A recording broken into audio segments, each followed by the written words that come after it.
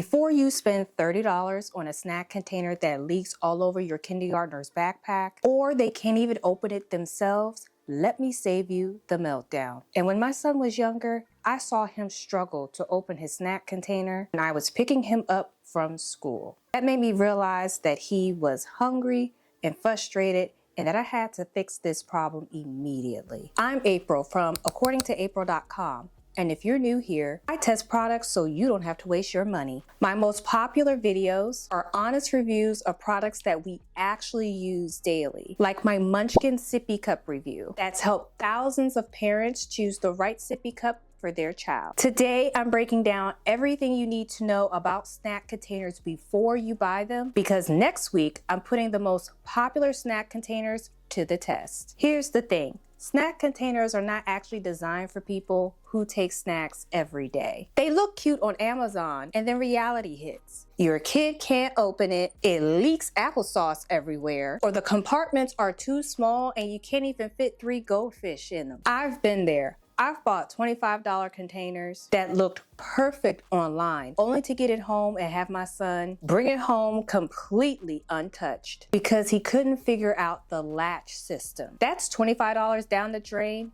and a frustrated, hungry kid.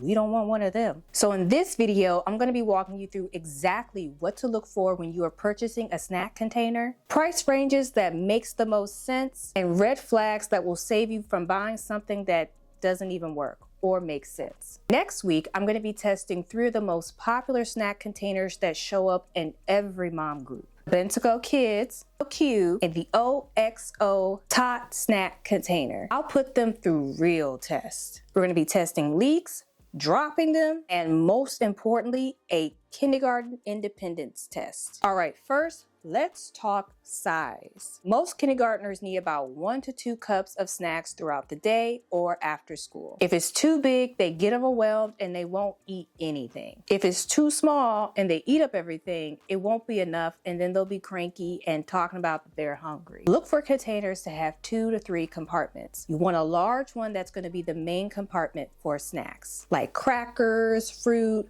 sandwiches, things like that. And then you want smaller sections so you could put things in like cheese, a few pieces of candy. The compartment should be deep enough so that nothing spills into other compartments and that food is deep enough to fit inside of it. Here's what most parents don't think about until it's too late, including me. Can your 5-year-old actually open this thing? I've seen and experienced containers that need adult strength to open them. Lids need to be in perfect alignment or the tabs will be too hard for little fingers to open them. When you're looking for containers, you want to make sure you're looking for things that have easy grip tabs, one-side openings, and latches that you can hear click clearly when they are closed. If the product picture shows an adult using it, that's usually a red flag. Your kindergartner should be able to open it even if their little fingers are tired from recess or doing class activities. Let's talk about leak-proof versus leak-resistant, because it's a huge difference. Spill-resistant means if you tip it over, most of the liquids will not leak out. Leak-proof means you can shake it like a Laffy Taffy and nothing will fall out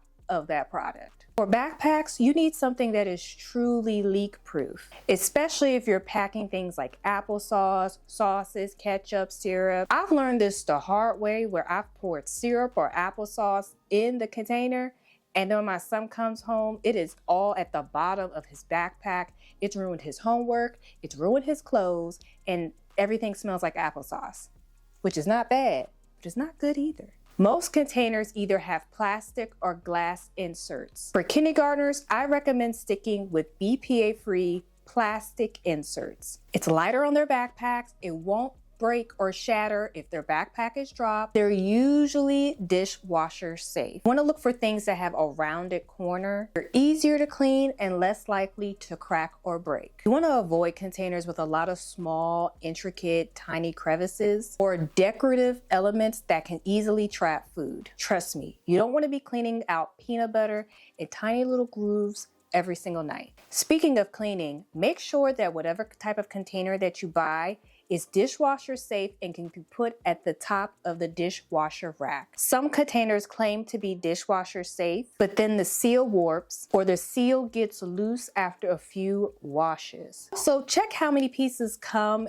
in the compartment and the snack container as well. Some containers can have 15 different pieces. That's 15 things to lose and 15 things to wash. You want to look for simple designs that have fewer moving pieces. All right, now let's talk about money. Budget containers can usually run between $5 to $10, maybe $15. These are usually your single compartment containers, and they're fine if you're just packing some dry snacks like pretzels or crackers, chips, things like that. Your mid-range is between 10 to 20, maybe 25 on the higher end. This is where you're gonna get multiple compartments in your containers. You're gonna have better seal, and their product's gonna be a lot more durable. This is the sweet spot for most families. Now, if you want some premium containers, these are typically going to start between $20 and can go up to $40 to $50. These have fancy latches, brand name. Sometimes they got some glass inserts, and there's a lot of marketing behind them. But here's the thing.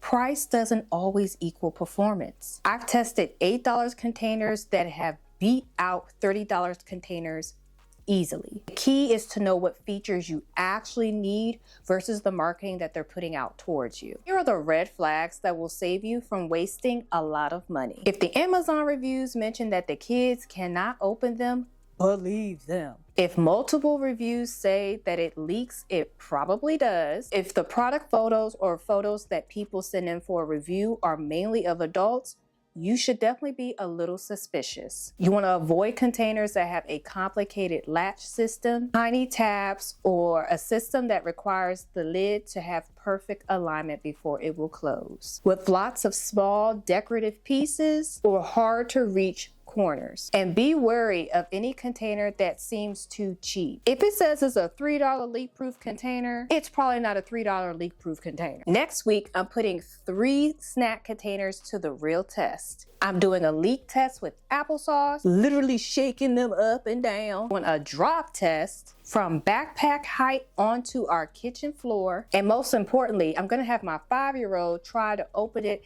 after he's been running around the house all day, just to see if he can do it when he is fatigued. I'm also packing them on actual school days to see which ones come home empty versus which ones come home from a frustrated kid because he couldn't figure out how to open them. This isn't just like a normal unboxing. This is a real world example from a real 5-year-old showing you how to use each of these 3 snack containers. The 3 containers that I'm testing below are going to be linked with current pricing. Prices change all the time on Amazon, so if you see a good deal, grab it. Next week, I'm going to show you how to get the best deal and the best value depending on which one you decide to choose for your child. If you want to see which container survives a chaotic week with a kindergartner and which one my son can actually use independently, make sure you subscribe and you hit that notification bell. I promise the results will allow you to pick the best one for your family. And if this video saved you from buying a container that may not work, make sure you hit the thumbs up button so that other parents can find this video too. I'll see you next week for full testing results.